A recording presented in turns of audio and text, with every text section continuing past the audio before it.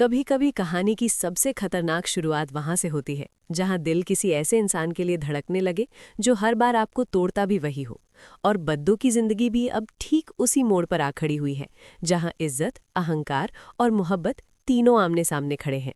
इस वक्त हालात ऐसे बन चुके हैं कि जयान हर मौके पर बद्दू को नीचा दिखाने में जैसे सुकून महसूस करता है, मानो उसे बद्दू की परवाह ही ना हो। लेकिन सच्चाई इसके बिल्कुल उलट है, क्योंकि जितना वो उसे नज़रअंदाज करता है उतना ही उसकी नज़रें अनजाने में बद्दू को ढूंढती रहती हैं। बद्दू भी अजीब कश्मकश में फंसी हुई है, दिल में छुपी चाहत को खुद से भी छुपाते हुए हर बार जयान की मदद कर बैठती है। और जब उसकी खोई हुई बाइक बद्दू की कोशिशों से वापस मिलती है और चोर पकड़े जाते हैं, तब एक बार फिर वो उसी इंसान पर एहसान कर देती है जो उसे कभी समझने की कोशिश नहीं करता। दोस्तों की जिद पर सब लोग जश्न मनाने कैफे पहुंचते हैं, मगर वहां का एक दृश्य बद्दू के दिल में खामोश तूफान पैदा कर देता है, क्योंकि जयान समन के साथ आता है। उसकी मुस्कान किसी और के लिए होती है और बद्दू पहली बार अपने दिल के टूटने की आवाज़ खुद सुनती है। सामने दोनों एक दूसरे से बहस करते हैं, ताने मारते हैं, लेकिन अकेले में वही यादें उन्हें चैन से जीने नहीं देती।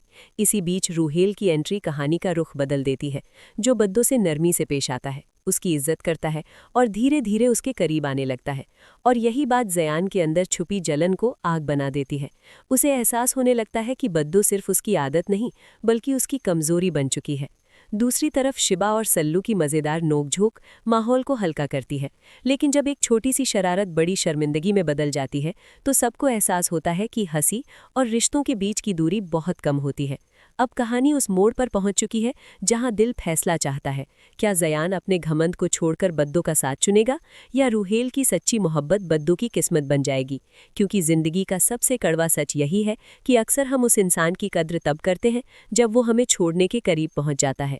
और अब हर धड़कन बस यही पूछ रही है, क्या इस मोहब्बत को मंजिल मिलेगी या फिर ये कहानी अधूरी रह जाएगी।